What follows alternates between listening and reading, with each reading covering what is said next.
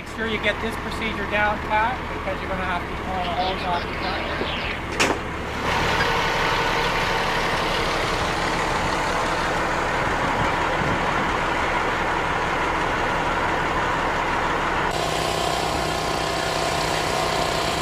Going to stay low.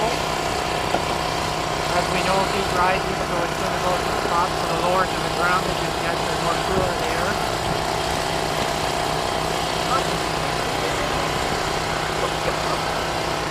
Also going to do rescue if something happens to them, and we have a pump operator that's making sure that they continue to have water.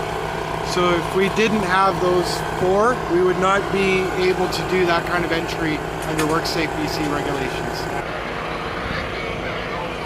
Got 3 minutes to get geared up so we can get you in there. Okay, so I guess so the first bridge order we just got to get 4 and and the easy way is to actually pull it down off your head now. Once you get it up like that, pull it down off your head. Great.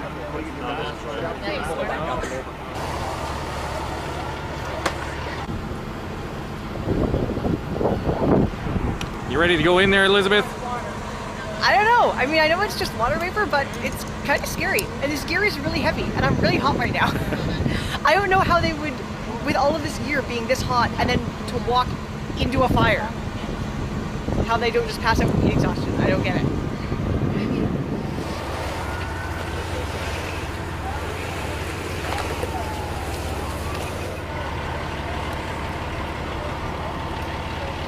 I'm excited.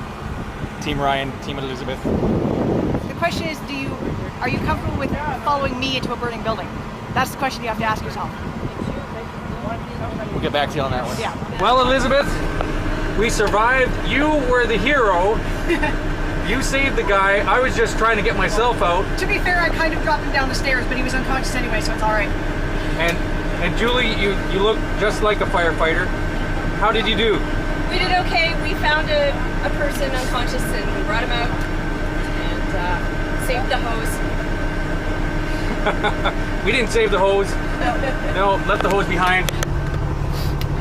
It's hot. My mask malfunctioned a little bit because I guess if I was a real firefighter, I'd have to shave this because once we got up there and I really started breathing, it didn't have a tight seal, so it blasted all the air in my face. It was fun, but then sirens started going off. Couldn't see my buddy. I lost her for a second there, but she stopped. She was good. I caught up to her again. Elizabeth saved not only the dummy, but also, well, the fake dummy and the real dummy. So, thanks, Elizabeth.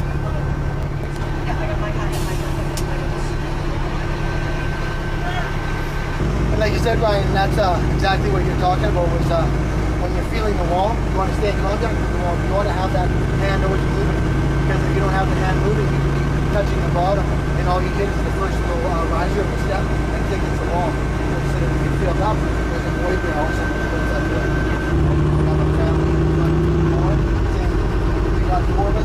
Before, let's see what happens after. You didn't have the opportunity to experience the actual temperature inside the building, which actually comes from the fire, right?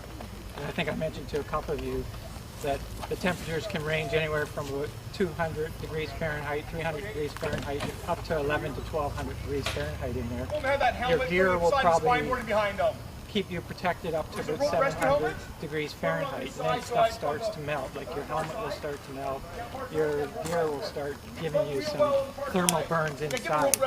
And so once you start noticing that, that's the time that you have to realize you got to get out. So the lower you can keep to the ground, you're usually below that 700 degrees Fahrenheit. Down to 50, outside and let them know what they're doing and try and keep them as informed as possible, so because they're already stressed out, they don't want to increase their stress, so they want to keep them informed of what's going on. So like I say, they stabilize the car so it doesn't move. We don't want the movement because of the patients inside. We don't want any more vibrations or anything affecting what their injuries are already.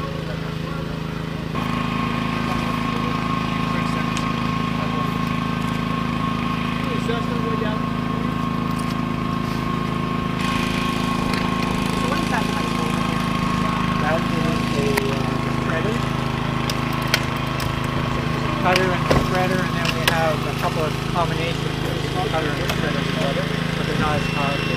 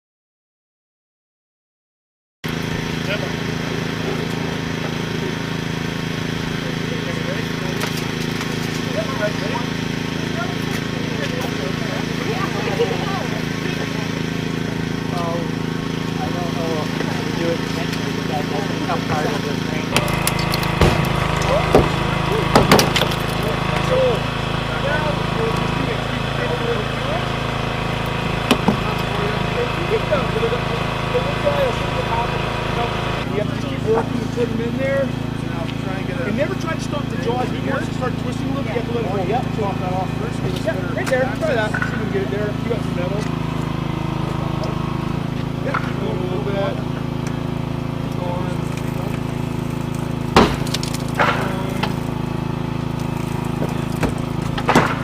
Just build my pressure. There we go. Give it a whirl, Julie.